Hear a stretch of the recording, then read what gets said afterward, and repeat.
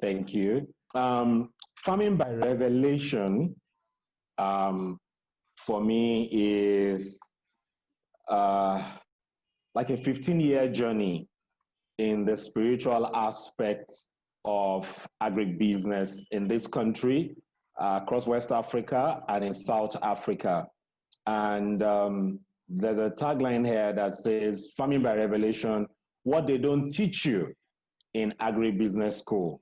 So this book is in between the practice of agriculture and spirituality, which you hardly find materials on.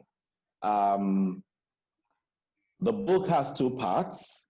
One is talking about God's agenda, the business of agriculture proper, vis-a-vis Nigeria, as it pertains to Nigeria, which is applicable to West Africa. And the part two talks about raising capital. My experience is that majority of the people that need funding for agriculture don't get the funding because even the banks don't understand the business of agriculture. They have a lot of robust, beautiful buildings, departments, but with just 2-3 people, in it. So many people find it stranded, even when they write a beautiful proposal, bankable, they lead them on, and for months, they don't get the funding. And that has happened to me. And the book basically tells a lot of stories, a lot of real life stories. One of the stories is how I lost 17 million in one transaction in 2008 to 2009 when we produced sweet corn and some other corn. And for the people who know Xenon oil then, Xenon didn't have diesel. And so the corn, 250 acres of irrigated corn in February, when it was about just bringing the corn out, began to dry off. And I took loans. But what really happened there was that I took loans and there was no corn to sell because the corn did not come out. And I landed in 17 million debt. And I recall this story that happened after that. I couldn't come home because I had not fully negotiated with my creditors, and I put in my all. And one day, the LASMA and police officer, stopped me along CMS. And as they stopped, I was down, there was nothing. And they came into the car. One said, come, another said, wait. They came into the car, and I thought I was a strong man. And suddenly, I busted into tears because they wanted to extort, get money from me.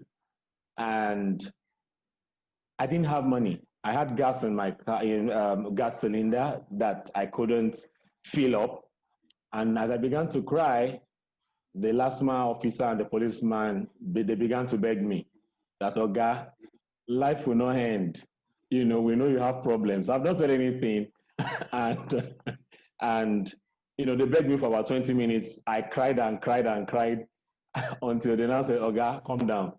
They took me on a walk to just manage my emotions. And at the end of the day, they saw me back into the vehicle and allowed me go.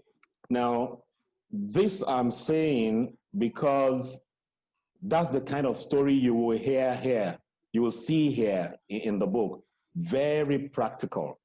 A very key component here is God's agenda for Nigeria, which many people who are looking into agriculture just think that probably it's something that just happened, or because the economy is not doing well, that's why I want to go into agriculture.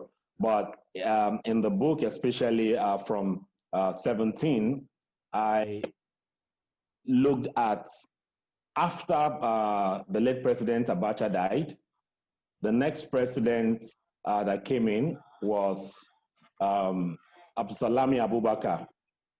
Abdulsalami Abubakar, many don't know, he invested very heavily in agriculture, very heavily. And after him was President Olusegun Obasanjo that we know for agriculture. After him was President Musa Yar'Adua. Many people did not know that he won the best state in agriculture for 8 straight years as a governor.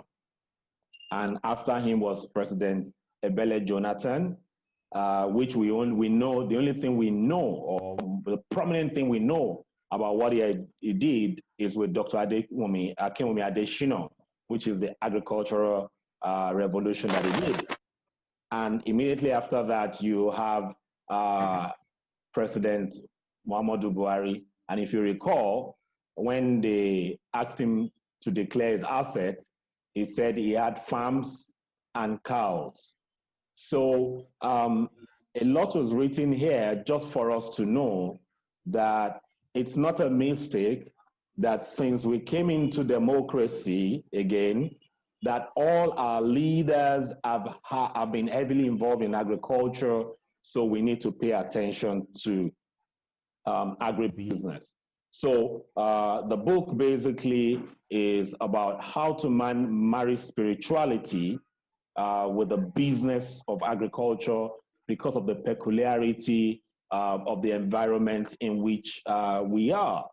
And one of the things is that, you know, as a person of faith, reading the Bible, especially now, the book will encourage a lot of people who are losing their jobs, who are having pay cuts, who may not be able to meet their ideal demands at home front, to pay attention to Noah. You know, Noah built the ark. After building the ark, the Bible records that water flooded and he had nothing to do. But in Genesis 8:20, we read that and Noah began to become a farmer. So it's encouragement to whoever feels, where do I start? How can I start? There's a value chain for you, and it's well enumerated here. Abraham was a cattle rearer. Isaac was into crop production and later moved into water business, maybe the first pure water business, because he dug wells and he went to water business, went into crops. Jacob was the first to undergo, today when we are calling about genetic mutation, GMO foods, you know, when a spotted animal gives birth to an animal that is not spotted, that's some genetic mutation that took place. Solomon in the Bible also was a trader of horses. So I'm just trying to bring out the spirituality around how we navigate this with agriculture. I recall some time ago, which is also recorded in the book, when I was in Jigawa and I was selling honey. I couldn't speak Hausa, but my surname, Mogaji, they assumed that I was a Muslim and I was also Hausa. So when they spoke Hausa to me and I could not respond, I wasn't selling. So I prayed in the night and I said, help me, God, I need to sell. I took investments. And next morning, another copper friend who studied in Germany came and was going through NYSC, knocked the door and said to me, do you know that there is honey in the Quran? I said, I don't know how to read Quran. And he brought me English and Arabic Quran, gave it to me. I opened it and I saw a full chapter on talking about honey. And when I read it, an idea crossed my mind and I decided, let's go to the ministry. So I went in my Jalamia, took honey in a bag, took Quran in another hand, and I would ask them, are you a faithful Muslim? They will say yes. Do you know the Quran? They will say yes. What does the Quran say about honey? They will say they don't know. I will open the Quran. They will read, and I'll say, do you have honey at home? You need to be a faithful Muslim. And they all bought. And all the investment I took were able to pay back because I prayed, and the way God decided to answer me was not the usual way. So in the book also we are saying, when you pray, be open, just be a person be a spiritual person, because you don't know how God will, answer your prayer. Because agribusiness, it's a bit of a rough road. The value chain is a bit of a rough road, and the structures are not there. So we need to pay attention. And people ask, how do I start? What do I do? There are many opportunities. Tomato is going expensive. Onions is expensive. What do I do? What has worked that has been documented here with a lot of people is primarily ask. Just ask and say, God, irrespective of your faith, just say, God, what should I do? And what has worked for me is when I say, God, what should I do? I have an idea, or I read a book and I get something. There was a year I said, Lord, what should I do? And I heard in Yoruba, and I'll translate in English, Epalomata, meaning granite will sell this year. And I embarked on granite, and all through that year, it was only granite we were able to sell, and made all the money for that, took care of salaries and co. So listening to your heart is very crucial in this business. During the lockdown, just 2 days, the picture in front of the book is actually a picture we took shortly after the lockdown. And I said, what will happen after the lockdown? Show me something. What should I do? And I just heard, mop up all the sweet corn seeds in the country. And I mopped up all the seeds. It sounded foolish, but I mopped it up. And 2 weeks down the line, the seed company was asking that I sell back the seeds to them because they didn't have seed again. And that has positioned us currently as the leading supplier of sweet corn. Now, hearing, just asking is very, very crucial.